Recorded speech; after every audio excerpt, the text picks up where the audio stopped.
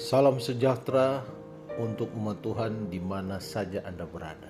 Tak terasa kita sudah akan memasuki lagi Sabat yang kudus. Apapun keadaan saudara saat ini, Tuhan tetap mengasihi Anda. Mari kita ikuti renungan buka Sabat oleh Pendeta Roni Umbu. Shalom, saudaraku dimanapun berada. Harapannya engkau dalam keadaan baik, sehat, dan berbahagia. Sekalipun tidak bisa kita pungkiri bahwa saudara dan saya senantiasa dihadapkan kepada kesulitan. Pergumulan hidup senantiasa menyertai setiap manusia. Siapapun kita senantiasa menghadapi persoalan, pergumulan yang berat. Namun satu perkara yang harus kita imani adalah Tuhan tidak pernah meninggalkan saudara dan saya. Tuhan kita yang baik senantiasa mendengar setiap doa-doa umatnya. Itulah kekuatan kita, sehingga kita telah berada kembali di Sabatnya yang kudus. Kita berdoa, terima kasih Tuhan. Engkau telah menjaga kami di 6 hari bekerja. Engkau memberikan kami kekuatan dan kesehatan. Bahkan Engkau memberi berkat perlindungan. Kini kami sudah berada di Sabat-Mu yang kudus. Kami rindu dikuatkan kembali oleh firman-Mu. Berbicaralah kepada kami Tuhan, ini doa kami. Di dalam nama Yesus Juru Selamat kami. Amin. Mazmur 6 menyatakan kepada kita tentang sebuah ratapan pribadi. Mazmur 6 adalah dikategorikan sebagai ratapan pribadi Raja Daud. Ketika Raja Daud mengalami keadaan tertekan, ia merasa sakit secara jasmani dan juga jiwanya terguncang oleh karena musuh-musuhnya menekan dia. Itulah yang terlihat di ayat yang kedua hingga ayat yang ke-8.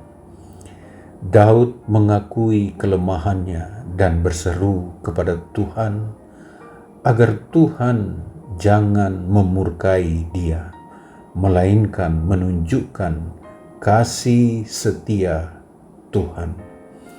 Di tengah keluhan dan air matanya, muncullah keyakinan yang kuat, keyakinan yang dalam, yang tertulis di ayatnya yang ke-9.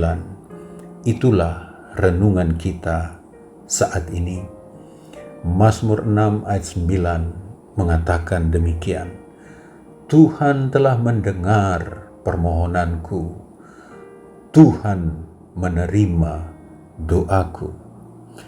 Ketika Daud menghadapi penderitaan batin dan tubuh, Daud merasa lemah, jiwanya gemetar, tubuhnya menderita, tercermin di ayat 3 dan ayat 4. Di saat yang sama ayat 8 menyatakan bahwa ia terkepung oleh orang-orang fasik yang menghendaki kejatuhannya. Dalam persoalannya, Daud pun menyadari bahwa penderitaan yang dia alami oleh karena pelanggarannya kepada Tuhan, dan dia membutuhkan pengampunan. Ayat 9 adalah kabar baik, sukacita besar bagi Raja Daud dan bagi kita semua, bahwa Tuhan telah mendengar permohonan, Tuhan menerima doaku. Itu ungkapan pemazmur. Saudaraku yang berbahagia, ketika kita hidup di dunia, kita mengalami pengalaman yang berat, pergumulan kita, kesulitan kita, kekuatan kita melemah, kita dirundung sakit, baik jasmani dan juga psikis kita tergoncang oleh karena kesulitan, oleh karena masalah yang besar yang kita hadapi. Yang lebih menyakitkan lagi adalah bahwa kejatuhan atau kesulitan yang sedang kita rasakan adalah karena ketidaksetiaan kita, oleh karena pelanggaran kita. Tetapi persoalan ini bukanlah akhir kehidupan, tetapi ada kabar baiknya.